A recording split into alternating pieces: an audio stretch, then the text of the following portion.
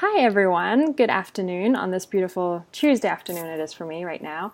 I'm here and joined by my dear client, former client I suppose now, Ellen, because I think Ellen has one of those stories where you're like, God, so much has happened in such a short period of time, and so many big insights and shifts in life, that affected not just him and his family, but just so many people around him. And I really just wanted you guys to hear a story and see what's possible and what has become possible for Alan, who, just the other week lived up in Manchester area in the UK. And now you're in Arcidosso in Italy, in Tuscany, right? So, Alan, just give us some ideas, some background of what you used to do even like 2 or 3 years ago, or maybe even 5 years ago, because I know there's a backstory of you being an entrepreneur, and then how that evolved as we work together. Yeah, sure. Well, for the past, I guess, 12 years or so, I've been working in organic food, so doing various businesses from veg box delivery business to kind of delivering wholesale and working with farmers and growers and things like that. And I really enjoyed my work and I found it very fulfilling. But I was also looking for something else, and I think not being sure of that, I think going on the coaching journey was then the thing for me. I guess my kind of work was really quite stressful, really low paid, and lots and lots of hours. So I was kind of didn't really have time to kind of think about myself and think about what I wanted for myself. So I guess when I decided to be coached, I was kind of ready for the next step in my journey, kind of thing. Yeah, so tell a little bit more. Let's dig into that just for everybody else. Like, I think there's a point when we either get I think in a way we kind of get frustrated enough, right, to want to have outside help. Do you remember much of the time when you thought you needed some help to figure stuff out? What was that like? Yeah, I mean that it always kind of came back to me, and I'd kind of done various courses like weekends, immersion stuff, and but I'd never really kind of got the thing I wanted, and I felt like maybe I'd made changes, but I think there's something about the kind of the consistency of having and the regularity of the coaching. I think that was able to kind of keep me on that path that I guess I needed to be on. And to make that sort of decision it's a hard decision to make, but actually once you do it, it makes lots of sense. And I think it's just making that step. And I think there's so much within the coaching as well that's about making steps, isn't it, to do Totally. new stuff. Yeah, totally. Do you remember what your mosquitoes. Do you remember? And in Thailand, they're honestly dangerous because it would, fingers crossed, no dengue fever yet. But I'm like, do you remember? What was your vision at the time for taking time for you? I know you have a wife and a child, and so lots of competing commitments, I suppose, also, right? Like wanting to be the provider and the dad and the husband. But do you remember what the vision was that you had set at the time? Initially? Yeah, well, I did have some ideas. I mean, like I started reading this book, The Untethered Soul, and the dog wants to come in. That's okay. Let's have the dog. This is life, They're dogs. She can hear me talking, so she's like... It's like, right, is it Susie? Oh, there's Susie. Dog Susie. Susie also moved house and country from the UK back down to Italy. That's awesome. Susie. She can. She's sit just been outside lounging in the sun. So yes, what were we talking about? About the grand vision. You were mentioning the book, The Untethered Soul. And I remember bringing this up as a source because you're actually. Just as a background, I think it makes sense to say that, yes, you were an entrepreneur and you were very much in the agriculture and vegetable business. But also what struck me initially was getting to know you was very much that you're also intensely creative in form of music and writing, and also quite a philosopher in some ways, right? Like you like to think through concepts and really, I think there was a lot of scope for us to stretch how you were considering things. You were really enjoying the process, right? So you were just mentioning about reading The Untethered Soul. Sure, and yeah, like you say, I had a lot of I have creative interests as well, but they mainly kind of took a sideline really to the work, and but the Untethered Soul, this idea, of a kind of life being some kind of sort of spiritual journey as well was kind of important to me, or was becoming more important to me since the birth of my daughter, and the kind of search for meaning and the need to be grounded in myself, and I think coaching really helped me with that, and I think I had many kind of nations and realizations that got me to that point where I could kind of be at ground level and kind of look around at what I really wanted. And I would say my daughter being born was the most kind of phenomenal thing that ever happened, and that kind of inspired me to do other stuff and to really kind of get a grip on myself. Yeah, what was it what was it about Ray being born that made you want to do that? Is it like a question around what kind of role model you are to her, or in what way did she shift your perspective? Yeah, it's partly that, I guess. I think I like the first kind of challenge I set myself after she was born was learning to swim, because I'd never properly learned how to swim, and I kind of realized. And I did that really quickly. It only took me 3 lessons to kind of get how to swim, and that kind of blew me away and made me kind of really see that I could do other stuff. But yeah, and it was like partly because of her. I did kind of think, God, if we're going to the beach or and she's like in trouble in the water or something like that, and I can't actually rescue her, and that was one thing that kind of set something off in me, and also just the idea that I don't know, she made me see like life. When you see life beginning again, when you see like you create a life and you see it starting, it kind of makes you look at your own life, and it made me want to start again in some ways. And I think that's sort of the beauty of that, of her life and her existence, and her just learning everything from scratch and everything was to me a great inspiration for me to try and do that kind of thing again with myself. So. Yeah, beautiful. So I know this is very untypically British, or in fact Irish, because you're actually Irish, but thinking like where you live most of your time, and not Sure. wanting to offend you at all, but with it's probably not Irish either, I think, to be bragging. So if you looked back on the last 2 or 3 years and you wanted to be bragging about yourself, about all the accomplishments that you're actually really proud of, the things that happened that were just incredible, tell us your story in that way, just briefly, and then we can go back and dip into the different sections. Yeah, for sure. Yeah, well, like you said, I tend to kind of play things down a bit anyway. But yeah, I did some cool stuff, like I had this journey that I wanted to do for years, and I decided to do that, and it involved walking from Manchester, where I lived, to Dingle in Ireland, where I grew up, and the journey took 1 month, and there was a sea in the way as well, the Irish Sea.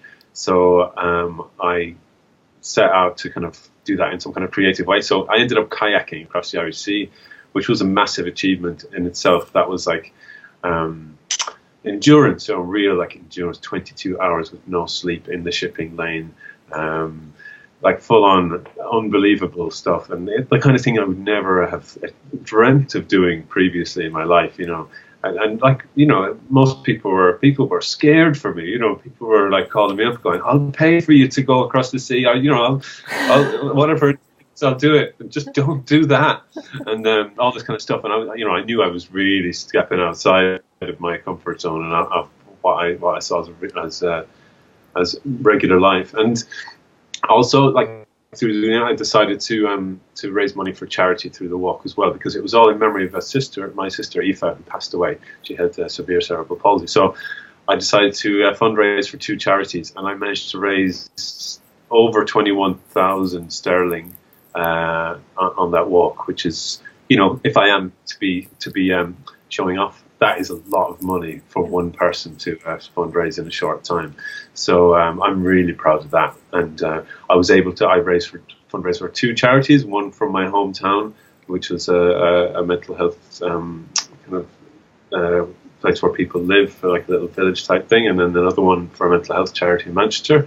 So I was able to give to both places I'd spent a lot of my years in, and it was a really great feeling to be able to give in that way. And that kind of, in some ways, doing that journey and giving in that way, and that kind of made, in some ways, it gave me a sort of freedom that I didn't feel like I had before. And then after I came back from the walk, my wife Beth, she went on a course, a nature connection course. The guys there had just had moved to Tuscany to live in a sort of kind of alternative community, but a slower pace of life in a more beautiful place and all of that. And we'd been looking for a while to move somewhere, and then suddenly this place kind of appeared for us. So we kind of thought, let's go and visit. So we went and visited in October, and right now here I am from our little casetta, a little house that we live in Tuscany, which we moved to only 3 weeks ago. And that is another great achievement. Like trying to sort out a house and pack up your life and all of that after 20 years in one place is an achievement in itself. But getting here and chilling out and kind of looking at things anew is amazing. And I'm so lucky and so glad to have made that choice. And for me, like I want to spend more time writing and doing nature connection work, which is kind of what I'm going for now. And here is a great place to do that. And through the walk I did, I wrote a book as well, which is currently on the side. I just wrote a book. I had little to do one afternoon, so I that's with an editor at the moment, which is exciting, and I could get the book so far, but I know when somebody else is needed to kind of do their thing, so that's where that's up to at the moment. I write poetry, and I also write quite a lot of nature connection blogs, etc. So for me, having the space here and the beauty and the nature around me is really going to help my creative side. So yeah, that's a bit of showing off for you. Very well done. I am very excited. Thank you for playing with me.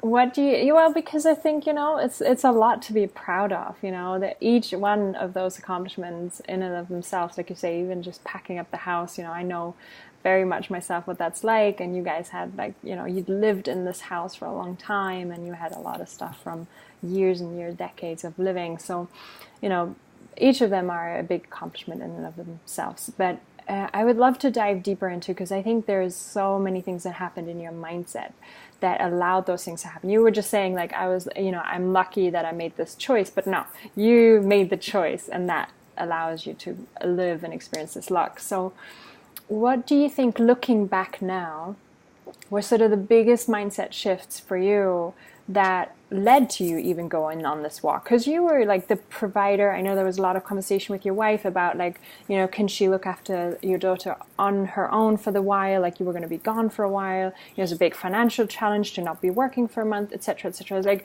what made even just that first journey happen and possible? What kind of mindset shifts did you have?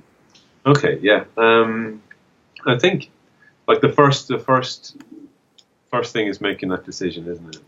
Being able to get clear and make the decision about actually doing it.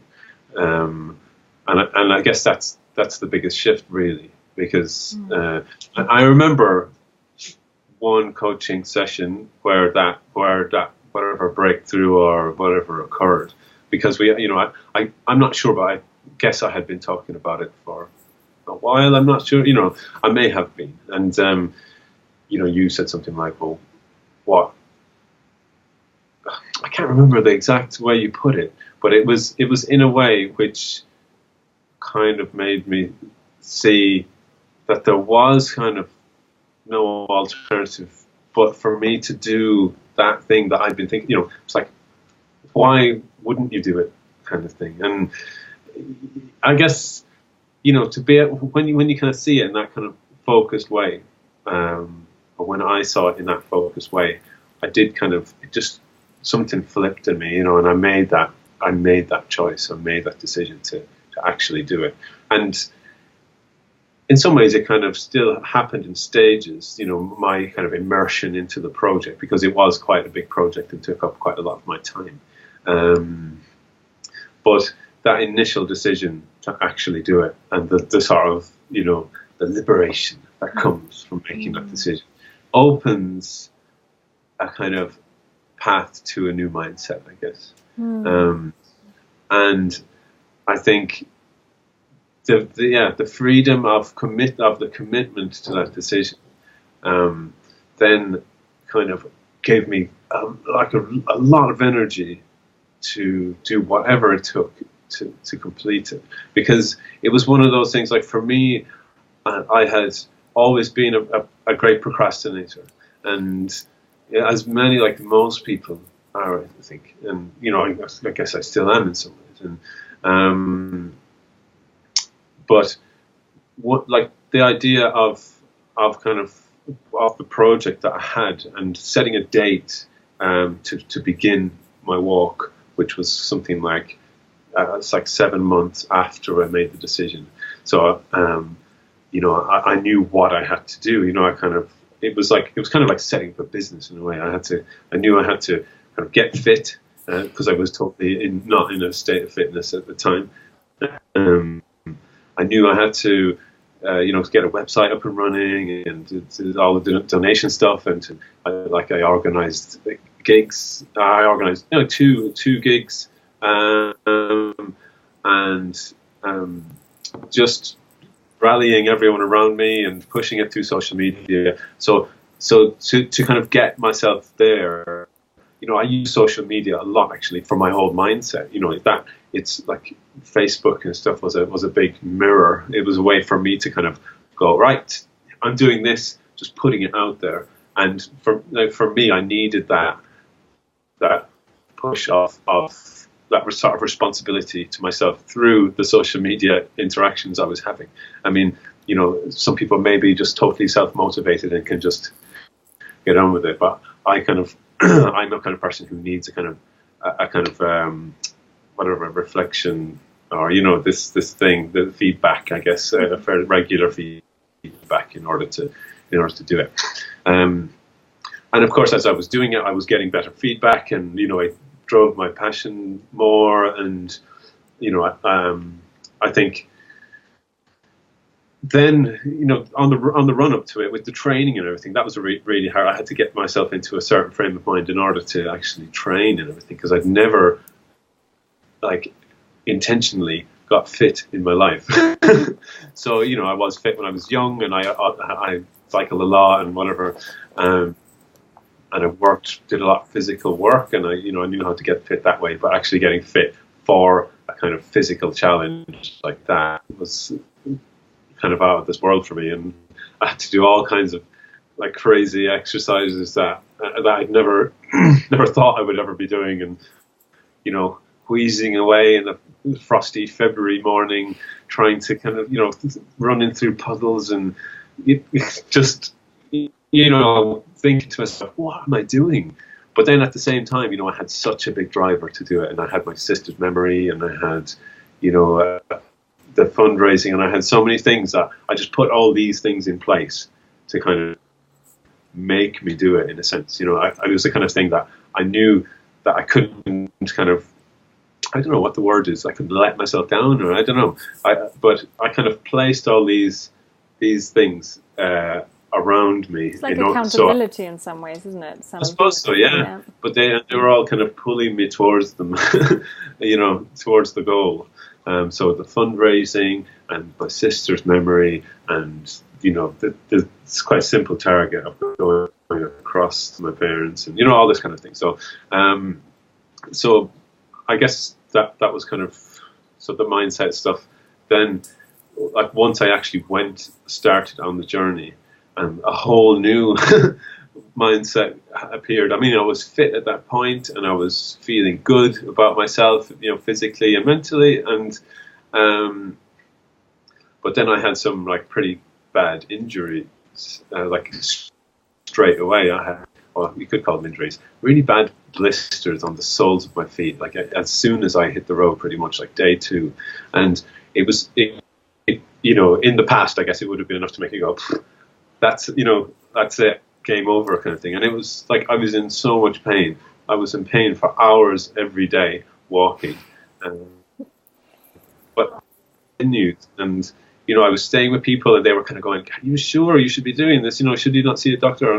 And I had to kind of like block out everyone's doubts, because my own doubts were, I did have some, but I had to really like steel myself in never experienced before, and that kind of really changed me forever, I think, being able to do that, because despite everyone around you even kind of going, "I don't think this is a good idea," I had to like really dig deep in order to keep pushing, and I did, and I pushed on, and when like through the worst pain, walking every day for hours and hours on end, and like talking of mindset, something, like I said, something really deep shifted within me through doing that.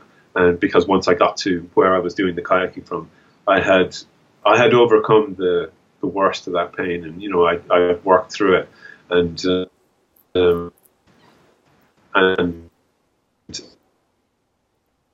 I don't know, I felt like I'd really achieved something massive, and all the kind of everything, all the work I'd done and the training and everything, nothing could have prepared me for it. But in some ways it all did, because when it all kind of focused into this one big push I then had to do to get through this pain. And yeah, I would like to come back to something you said a couple of minutes ago, which was around the freedom that lies in the commitment, right, in the decision making. I think that's really fascinating, because there's often for people a lot of pain and I guess some sort of trouble in the ambiguity that lies with the story of, I don't know what I want, I don't know what I really want, do I want this, don't I want this? And then you're talking of the freedom of committing to this thing. And I guess in part is the commitment that makes you feel having that emotional drive. Like you start talking. Do you remember like the first couple of people? I'm assuming it was partly, probably your wife after our conversation. But do you remember like what it was that was really, really behind it for you in terms of the emotional driver? What was it? What did you want it to say about you, or what did it end up saying about you for your self-image that allowed you to pull through exactly when it was so difficult?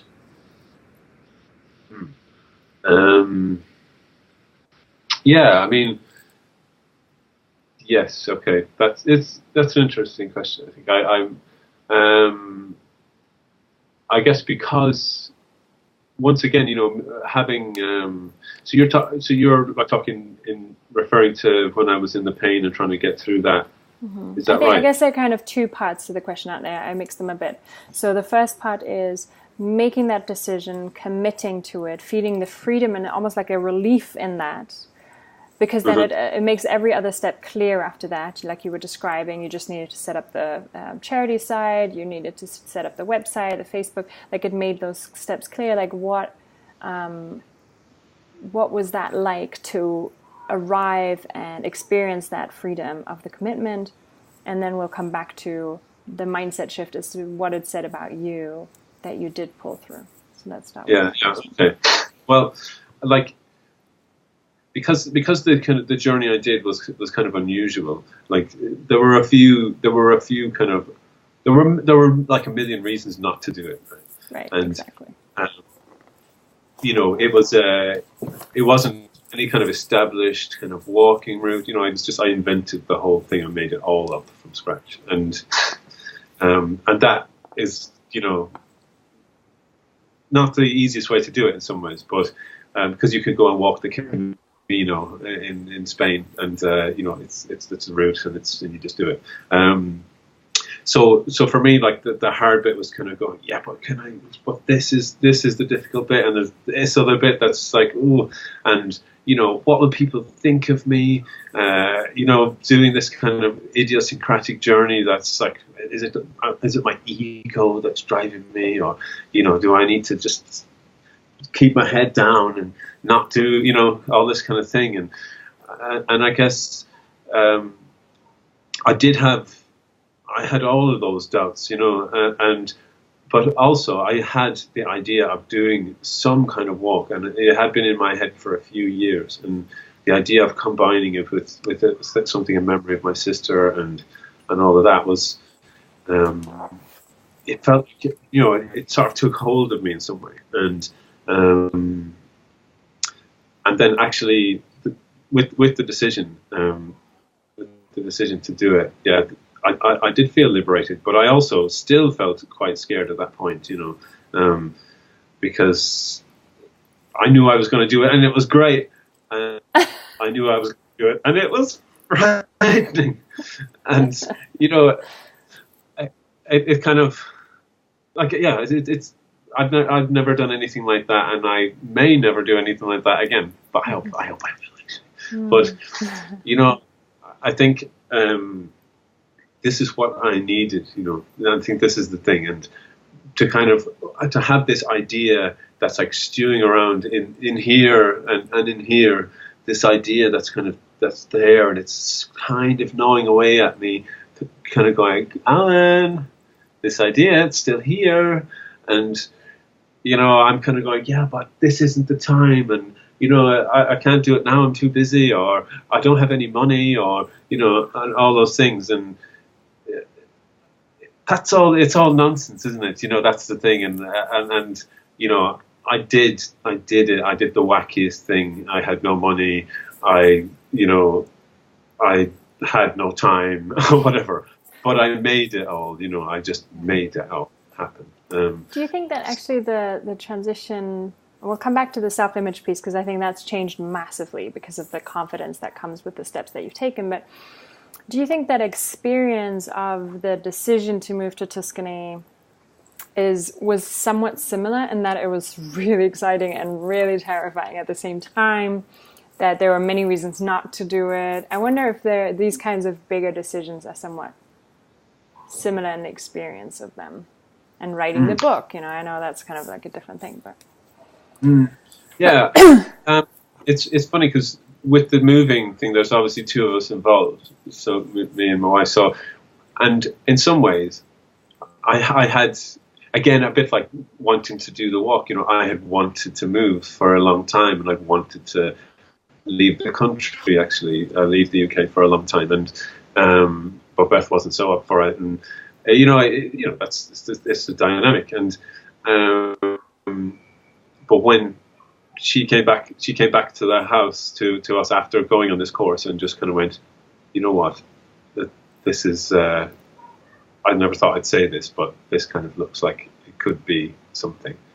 And at that point, I couldn't go, nah, it's not right, it's not the thing. I was just like, jumped on it, basically. Wow. I just jumped on it straight away.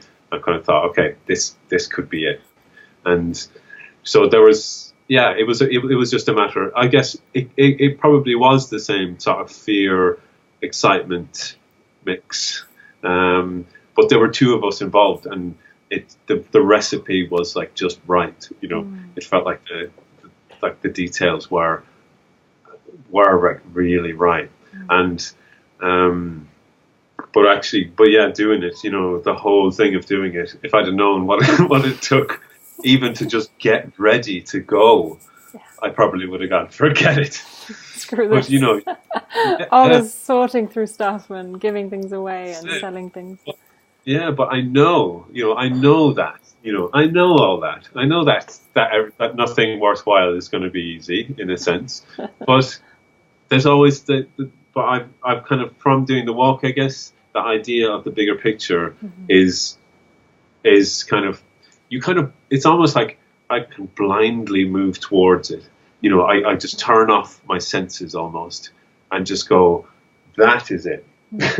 and I see that thing in the distance, and I know that I will get there.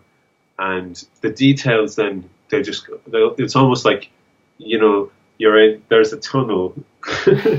Tunnel vision, literally. Yeah, and you can see like the tunnel, and you can see a really clear picture at the end of it, where everything around it is just blurred.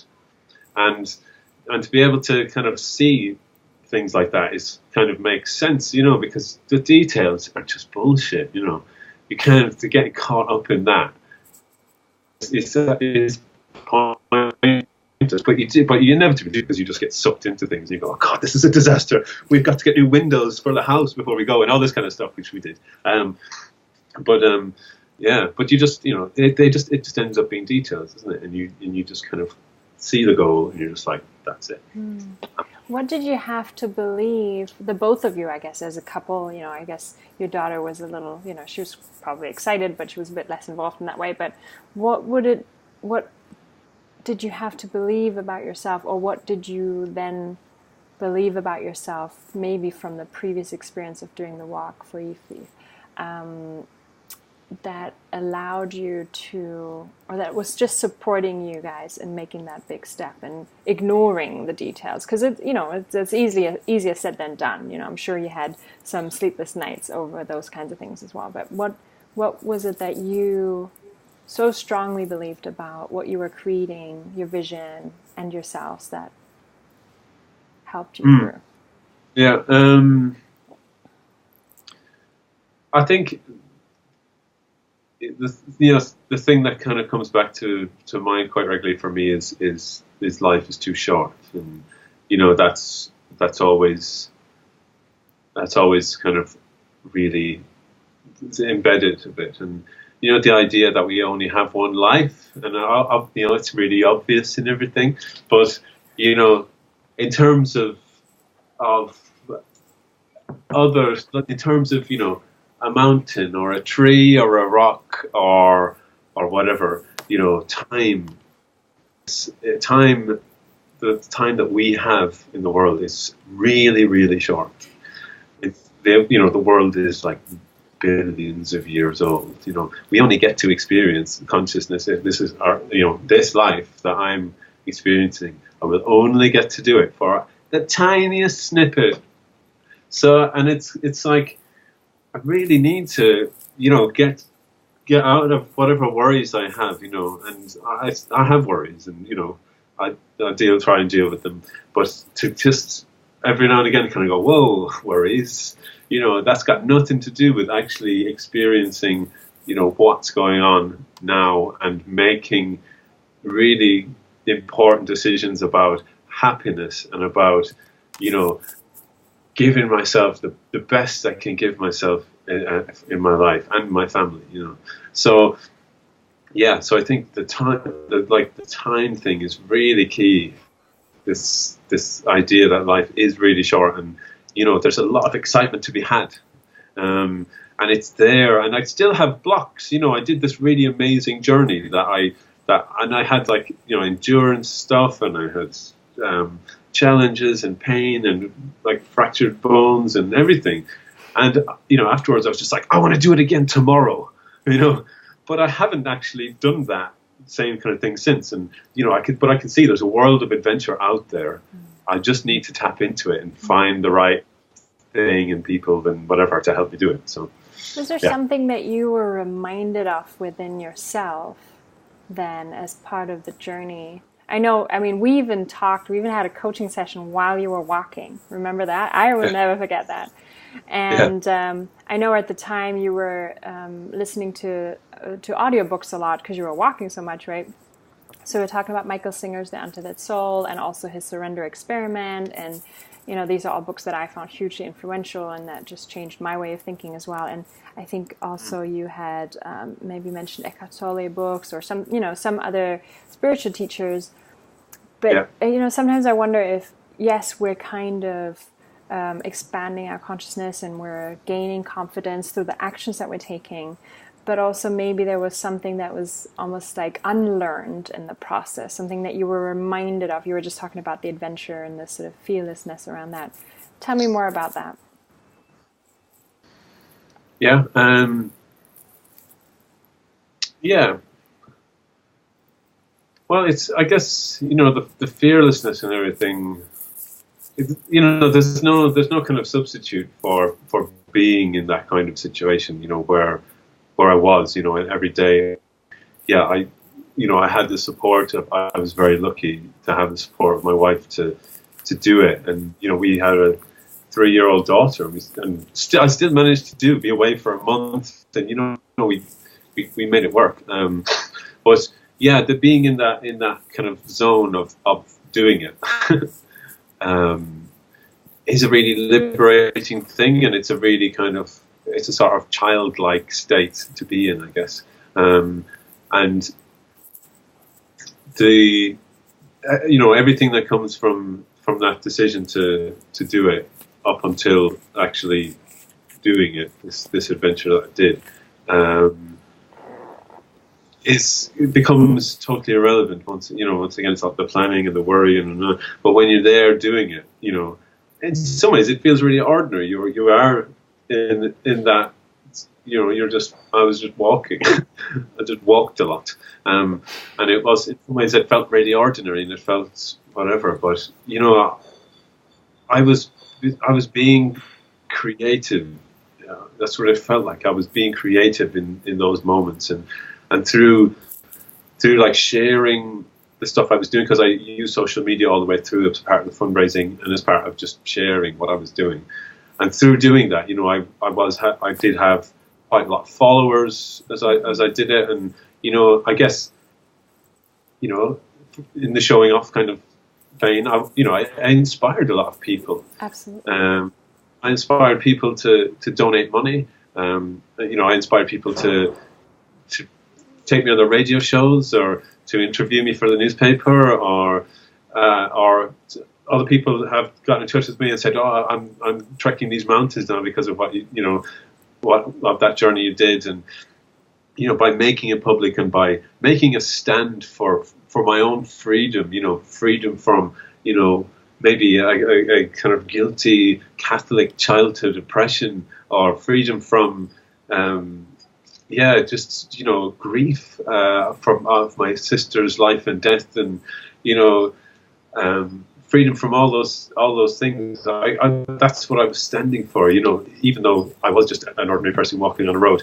I became a symbol, you know, in my own life and maybe in other people's lives for freedom and for making a choice to kind of liberate myself, I guess. That's beautifully said. Yeah, it's just more than that. Yeah, gives me goosebumps. Like, I love it. I can hear there's like an element of building your own legacy and, you know, really gaining a lot of, like, I don't know if it's self-worth that you felt, but there is. It sounds like there's a massive shift from the person before the walk, before all of this, and then, you know, coming out the other end and moving to Italy as a result, writing the book, you know. So I'm fascinated with what you believe now is possible. So you've done these big things, right? That are, for some people, they would never do that. What do you believe is possible next? Yeah, well, it's a really interesting question, because yes, I did do that journey, and we made this move, and we're here now. But having said that, I am still, like right now, I'm doing some training at the moment with the Nature Connection some Nature Connection guys, which actually you put me onto in the first place, and they run retreats, a Nature Connection retreat. Their work really interested me, and I think partly coming from working in organic food and caring about the environment and nature and everything, it's kind of feels like a good step for me to do that. Yeah, this is Way of so Nature. I'm quite excited. If you want to check it out, it's Way of Nature in the UK. Mm-hmm. So you're doing training with them, so I'm doing training with them, which is great. And I'm not. It's one of those things. Like I'm here now, and I'm not actually, because I've stepped out of my previous life. I'm maybe giving you a call soon, but I'm not certain about what my future holds, but I'm not worrying about it. So I got here, and I've decided I'm going to volunteer for people. So there's a farm down the road, and I was there yesterday. I gave them a day's work yesterday. I helped somebody pull in vines off their vineyard there last week, and I'm just like making contact with people. I'm still writing, and I'm kind of trying to give as much as I can at the moment without, because here it's not as easy to make a living as it is in the UK, and so I'm not certain about which absolute direction I need to go in right now, but I know that Nature Connection stuff is good, and I'm doing it, and I'm on the path with that. But having said that, that could be a business for me in the future. But writing as well, it's kind of writing is always there, but it's about making that into something, and hopefully finishing this book and what I'm making of that. So I kind of like the idea, like staying open is the most important thing for me right now, because, in some ways this could be something where I could totally go to pieces, if you know what I mean, because like I'm here in a strange country, I don't have a job, everything's gonna fall apart. And you're having to learn Italian too. I saw, not any one of you speaks Italian, and your daughter is now going to school to learn it there, I suppose, right? And you guys are learning it with her. And I think it's totally understandable that after a huge transition like this, there's, some element of settling down. But what I think is worth pointing out is not just the openness that you just described, but the desire to immerse yourself where you're at, right? Like you don't have the intention to kind of isolate and build your little expat community. That's not what you guys are about, and that's not the experience you're seeking. And whilst you may think that it may be harder to make money there, it may actually become a lot easier there because of how your vibrations are shifting, right? For your entire family and the gratitude you live there with. I can see also that might be a big difference. And, the Way of Nature people might end up sending you lots of groups to Tuscany, because why not? Right? Yeah, sure. Totally. So who knows? It may. I think often when we align sort of our external with our internal, everything else seems to flow much more easily. And we've already, agreed we'll do another recording for everybody.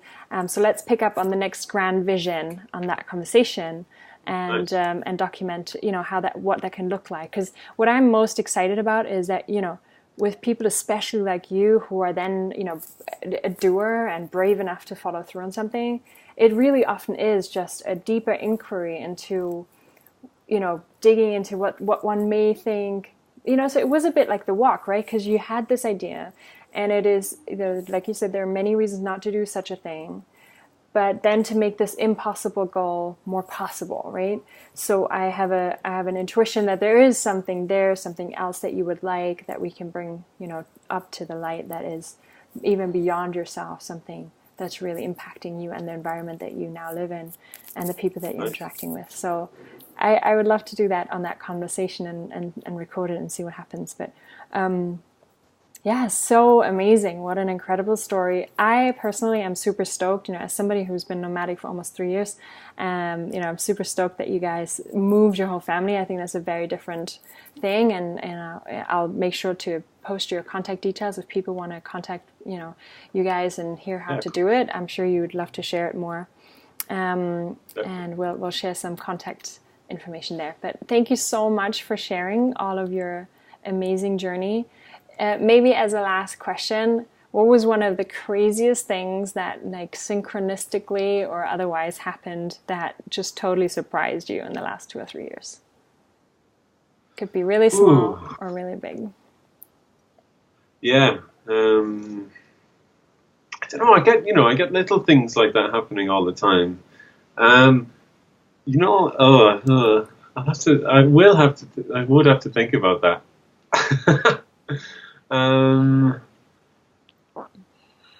Nothing, totally springs to mind right now. That's I have to say.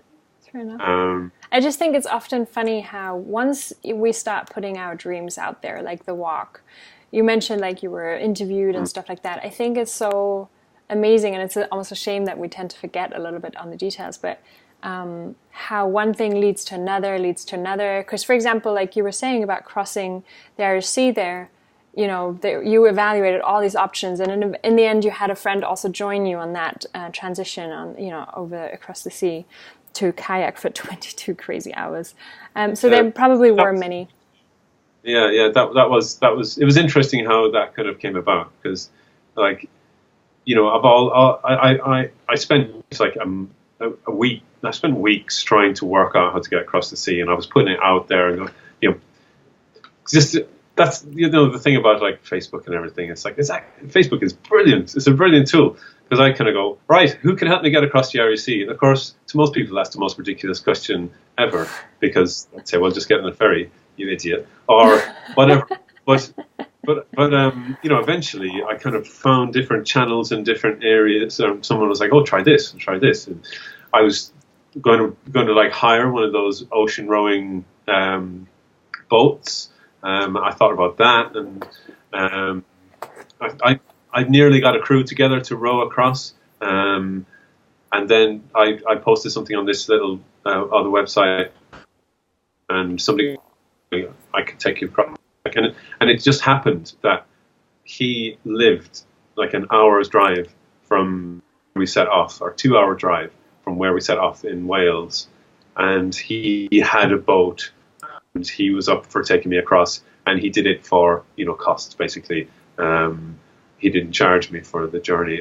But to me, like the fact that he was out there, and only a couple of hours drive from, like he could have been anywhere in the UK, or just the fact that he was there at that time and up for it.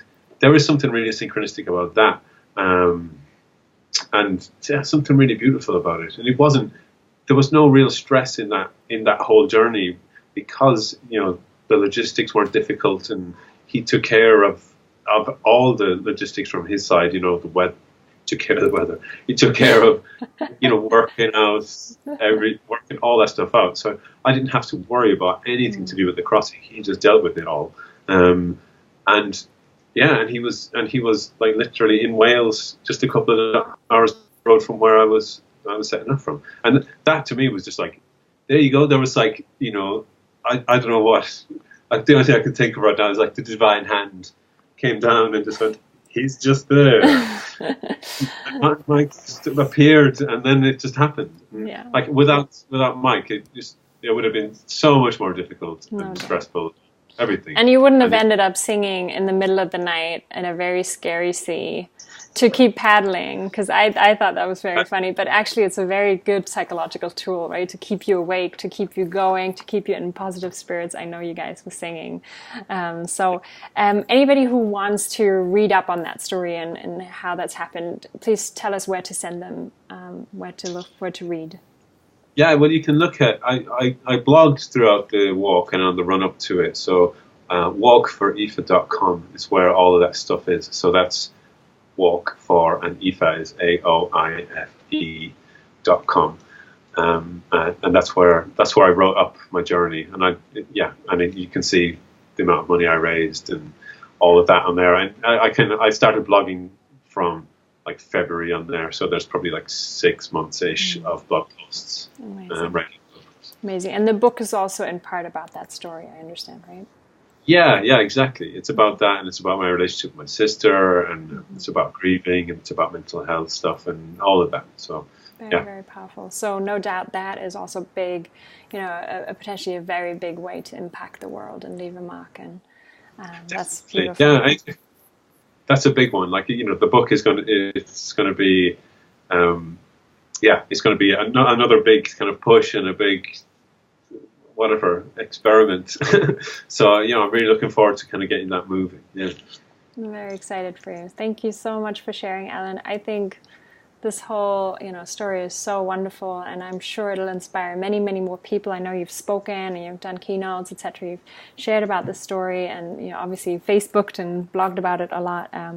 But maybe this is just another way that people can see how just the simplicity of making a decision to go for some wacky idea or something that you don't yet know how to do can lead to some incredible things. So very, very excited to see what's next for you. And thank you once again for sharing. Thank you. You're so welcome. My pleasure. We'll speak very soon. Okay.